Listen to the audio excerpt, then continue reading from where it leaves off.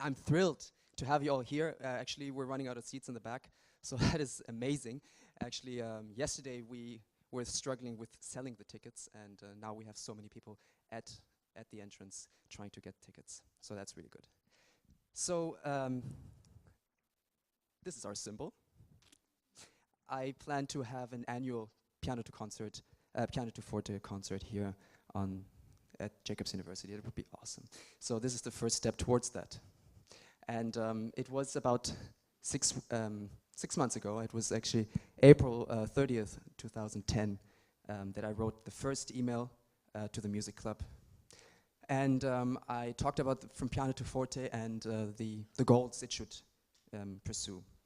And one goal is to promote music on campus, because I feel that music is not developed here enough. And as you will see later, this concert has already achieved something in that direction. And the second goal is to help other people, a charity. This year it's going to be for the slides are a bit not working. Okay, there you go. So this year it's going to be about the German Bone Marrow Transplant Association that I'm really familiar with. But before we get into that, I'd like to talk to you about music. And I have found this really nice definition of what music actually is. It's written by Oliver Sacks, a neuroscientist in New York. And he wrote a book called Musicophilia. And philia means love in Greek. So music, loving.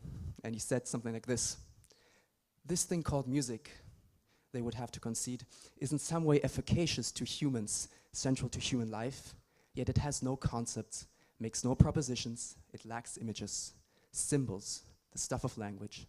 It has no power of representation. It has no necessary relation to the world. There are humans that may lack the apparatus to appreciate music, but for virtually all of us, I lost the line. That happens if I look at you, sorry. But for virtually all of us, music has great power. Whether we seek it out or think of ourselves as particularly musical, this propensity to music shows itself in infancy. It is manifest and central in any culture and probably goes back to the very beginnings of our species. Such musicophilia is a given in human nature. It may be developed and shaped by the cultures we live in, by the circumstances of life, or by the particular gifts or weaknesses we have as individuals.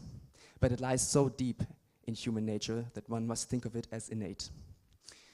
We humans are musical species, no less than linguistic ones. This takes many different forms. All of us, with very few exceptions, can perceive music, perceive tones, timbre, pitch, intervals, melodic contours, harmony, and perhaps most elementary rhythm. We integrate all of these and construct music in our minds, using many different parts of the brain, and to this largely unconscious structural appreciation of music is added an intense and profound emotional reaction to music. That's what we're trying to achieve tonight, and I think we'll do this quite well. The inexpressible depth of music, Schopenhauer wrote, so easy to understand and yet so inexplicable, is due to the fact that it reproduces all the emotions of our innermost being, but entirely without reality and remote from its pain. Music only expresses the quintessence of life and of its events, never these themselves. Listening to music is not only auditory and emotionally, it's motoric as well. We listen to music with our muscles, as Nietzsche wrote. We keep time to music, involuntarily, even if we're not consciously attending to it. Our faces and postures mirror their narrative of the melody and the thoughts and feelings it provokes. Much that occurs during the perception of music can also occur when music is played in the mind. And the imagining of music, even relatively non-musical people, tends to be remarkably faithful not only to the tune and feeling of the original, but to its pitch and temper. Underlying this is the extraordinary tenacity of music memory, so that much of what is heard in one's early years may be engraved on the brain for the rest of one's life.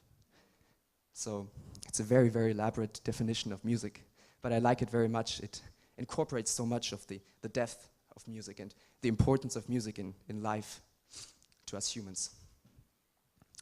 Okay, so I just have a small representation of what kind of performers we have here. So you see three big groups, pianists, singers, guitars. And then we have the others. The others are a Chinese chin, 3 clarinets, a saxophone, an accordion, a viola, a trumpet, a cello, 2 violins, and a drum set. Actually, 2 drum sets now. Now, there are 23 performances, and I call it 10 partnerships. And this is actually also already a milestone for this concert. 10 groups have come together just for this concert and have worked on a piece, and they'd like to perform that to you today. And then we also have 13 brilliant solo performances.